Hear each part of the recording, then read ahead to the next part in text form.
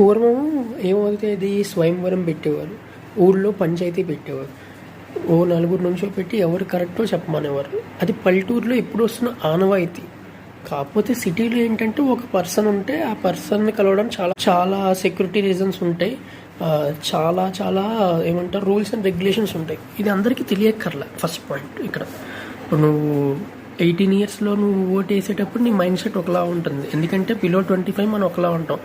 After 30 ఒకలా ఉంటుంది life, after 50 ఒకలా ఉంటుంది, ఆఫ్టర్ 70 ఒకలా ఉంటుంది.